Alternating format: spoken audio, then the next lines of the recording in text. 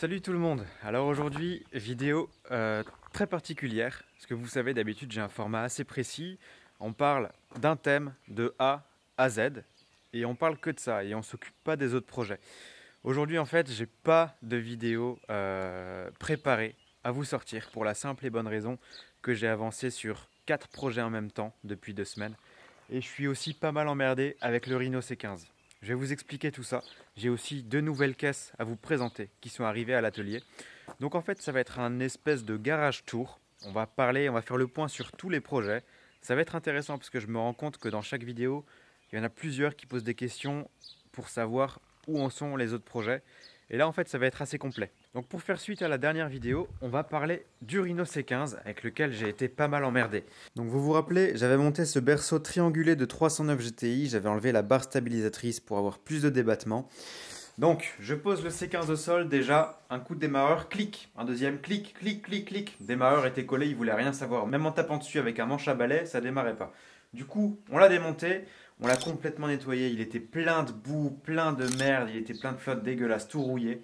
Donc on a tout nettoyé, on a remonté tout à la graisse, nickel. Maintenant ça redémarre. On démarre, on va faire un tour.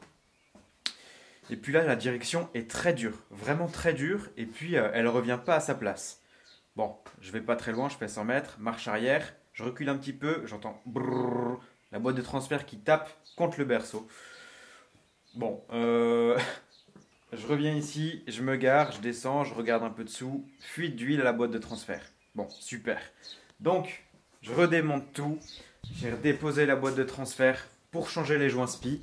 Ça, c'est l'ancienne boîte de transfert que j'ai démontée pour voir un petit peu où étaient les joints SPI pour faire ça proprement sur celle-ci. Donc, je m'entraîne. D'ailleurs, les internes sont en très bon état. Ça, c'est la boîte de transfert qu'on a éclatée dans la dernière vidéo. Hop, voilà, pour ceux qui ont suivi, vous voyez ici. Pour la boîte de transfert qui tape dans le berceau, j'ai trouvé une différence entre les deux boîtes. Ici, les cannelures sont très peu apparentes, alors que sur celle-ci, on les voit beaucoup plus. Donc ça, c'est un peu plus sorti, ce qui pourrait justifier le fait qu'elle frotte plus sur le berceau. Donc en gros, voilà pour le Rhino C15. Il me reste encore un petit peu de taf, et forcément, je ne vais pas vous refaire une vidéo sur la boîte de transfert et le berceau, parce que je viens de vous en faire une. Donc ça m'a mis un petit peu en retard. Ensuite, j'ai commencé à bosser sur le C2544. J'avais la sonde de température d'huile et la jauge à carburant qui ne fonctionnait plus. Du coup, j'ai démonté, j'ai suivi les fils dans la baie moteur. Il n'y avait aucun problème. J'ai démonté le tableau de bord. La sonde de température d'huile, elle était débranchée, donc c'était super simple. Et pour la jauge à carburant, eh bien, c'était la jauge à carburant elle-même. Du coup, j'ai dû déposer l'arbre de transmission, ensuite le réservoir à carburant pour atteindre la jauge, pouvoir la changer et réparer tout ça. Donc maintenant, on a un C2544 qui fonctionne à merveille, il y a tout qui fonctionne. Et je suis vraiment content parce qu'il est propre, il est vraiment clean. Il y a un petit peu de corrosion sur le châssis. Donc il va falloir que je reprenne ça avant de commencer le projet. Et j'ai vraiment hâte de commencer ce projet. Donc aujourd'hui, tu vois, il me sert encore d'utilitaire et il remplit très très bien son rôle. Ok, C2544 révisé, il y a tout qui fonctionne, c'est nickel. Maintenant, le Monster Jeep. Je pense qu'on a passé 4 ou 5 jours à temps plein, à 2 dessus, à 3 même, avec 2 ingénieurs qui me filent un coup de main. Vous allez voir, c'est un sacré chantier. Pour récapituler, ceux qui n'ont pas tout suivi depuis le début, parce que ce projet n'est pas très clair, je pense qu'on n'en a pas beaucoup parlé. Alors, ce Monster Jeep, il est équipé d'un moteur et d'une boîte Mercedes, qui a beaucoup d'électronique. Et ça, c'est pas bien. On a monté dessus 2 ponts de Nissan Patrol, qui ont un système d'ABS différent de celui du Jeep. Le problème, c'est que la boîte de vitesse automatique de ce Jeep fonctionne grâce à l'information vitesse. Donc là, on a branché les capteurs d'ABS au boîtier ABS de la Jeep, mais ça ne communique pas. Du coup, on n'a pas l'information vitesse. Et vu que la boîte fonctionne avec la vitesse, eh bien, elle se met en sécurité, elle est bloquée en deux, et on ne peut rien faire. Et par la même occasion, le moteur aussi se met en sécurité. Pour ça, il y a une solution, soit tout passer en boîte mécanique avec changer le volant moteur, enfin bref, toute la tringlerie, tout ce qui va avec. Ou alors, l'électronique, pour encore plus s'amuser. Le problème, c'est que moi, j'y connais rien et c'est pour ça qu'on a 2 ingénieurs qui sont en train de travailler avec moi. C'est des abonnés et heureusement qu'ils sont là parce que sans eux, franchement, ce serait clairement impossible. Donc là, vous voyez, j'ai démonté un petit peu toute la console de boîte auto pour voir un peu comment ça fonctionnait. On a pris les valeurs. Ça, d'origine, c'est le boîtier qui gère électroniquement la boîte de vitesse automatique. C'est branché à ces deux grosses prises noires là, que j'ai modifiées, tu vas voir. Les deux prises blanches, c'est moi qui ai coupé les fils. Et on va venir brancher dessus, hop là, cette carte électronique. Ne rien casser, c'est fragile. Donc cette carte électronique, c'est moi qui l'ai faite en suivant à la lettre le projet des deux abonnés qui sont en train de m'aider. C'est hyper intéressant à faire, c'est tout nouveau pour moi, donc je comprends pas tout, je pose beaucoup de questions, mais c'est super intéressant de voir le potentiel qu'on peut faire avec de l'électronique. Et puis ça, alors c'est temporaire, c'est pour les essais, d'accord? On a un écran LCD qui va afficher la vitesse engagée, et puis avec ça, on va pouvoir rétrograder, ou bien passer la vitesse supérieure. Donc en gros, c'est un système de palette. On est en train de faire un Jeep qui va fonctionner comme une Bugatti Veyron, en gros. Donc on a fait les premiers essais, par contre on n'a pas le bon voltage qui sort de la carte. Donc on est en train de vérifier tous les composants qu'on a soudés, parce qu'a priori on a fait une petite erreur quelque part. Et voilà en gros pour le projet du Monster Jeep. Alors c'est un projet très complexe, c'est difficile pour moi de vous expliquer ça en détail, mais j'essaierai quand même de vous faire un épisode détaillé sur ce projet. Parce que c'est intéressant, on voit ça très rarement sur YouTube, et je pense que ça vous intéressera. Au niveau d'avancement, je pense qu'on en est à 80% d'avancement sur ce projet, donc on arrive au bout. Et puis si ça ne marche pas, j'ai 2 jerrycans de 20 litres d'essence à l'atelier, donc ce sera vite réglé. Bon, je pense que vous l'avez remarqué, j'ai acheté un deuxième C25.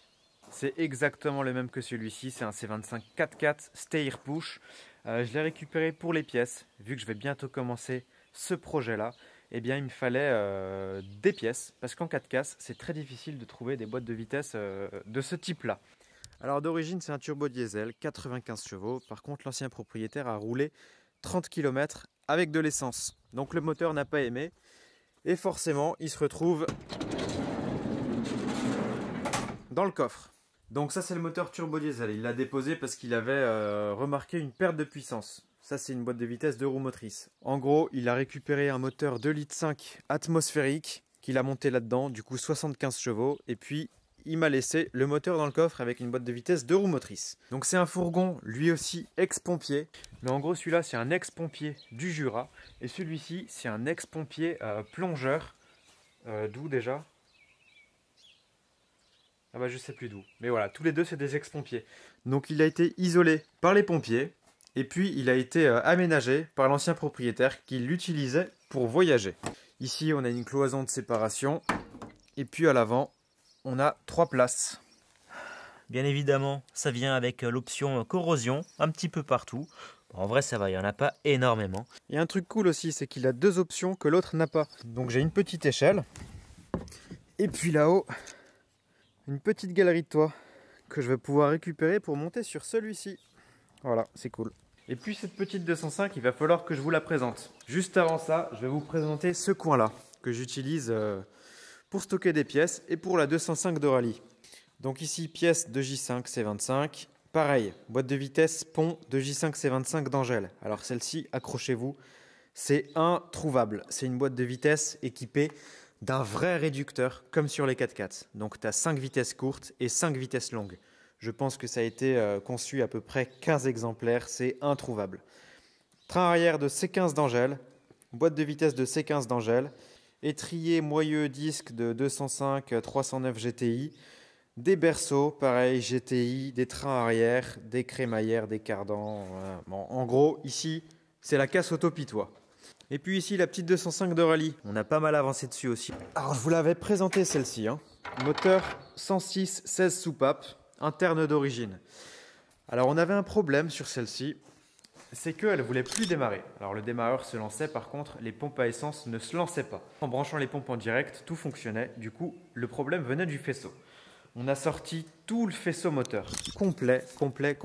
On a tout révisé et on a bien fait de sortir tout le faisceau parce qu'on a trouvé à peu près 4 ou 5 fils très vieux, secs, cassants, dénudés. Donc on avait des risques de court-circuit. Et puis sur le circuit des pompes à essence qui passaient dans la baie moteur, on avait une prise qui a pris une surtension, du coup qui avait fondu. Et enfin bref, le contact se faisait 1 fois sur 3. C'est pour ça que la 205 était très capricieuse. Donc on a vérifié tout le faisceau. Donc maintenant il ne nous reste plus qu'à passer tous ces fils dans des gaines thermo, du scotch tissu. Enfin voilà, finir bien proprement le faisceau pour bien fiabiliser. Et puis à l'intérieur, Alors à l'intérieur, on a pas mal avancé aussi. On a changé le tableau de bord. L'ancien était fissuré à 3-4 endroits. Donc à chaque nid de poule, il y a tout qui vibrait, qui tremblait dans tous les sens. C'était pas terrible. J'ai fait les découpes pour l'arceau. À la base, la platine d'accessoires, elle était à cet endroit-là. Ça avait vraiment de la gueule, hein, ça faisait avion de chasse. Par contre, niveau praticité, c'était pas trop ça. Donc moi, j'ai tout mis à cet endroit-là, pour la simple et bonne raison que tout passe. Et donc là, au moins, je gagne en rangement. Et pour le raid, ça va être pratique. Bon, il manque une partie du tableau de bord, mais voilà, le faisceau n'est pas terminé. On a encore pas mal de boulot. Mais waouh, le temps que ça prend l'électronique. Moi en plus, j'aime pas du tout ça. Donc là, je suis en train d'apprendre plein de choses. Et voilà, ça prend énormément de temps quand tu veux faire les choses bien. J'avais oublié le principal. Donc, le faisceau entièrement révisé, on remet tout dans la voiture. On s'apprête à démarrer, on met le contact. Il y a la DA qui se met en route. Interrupteur des pompes à essence, rien. Les deux pompes à essence ne fonctionnent pas, alors que le faisceau est neuf. Donc là, on se pose des questions, on revérifie tout notre travail et en fait, on se rend compte que c'était le relais des pompes à essence qui a pris une surcharge ou une surtension.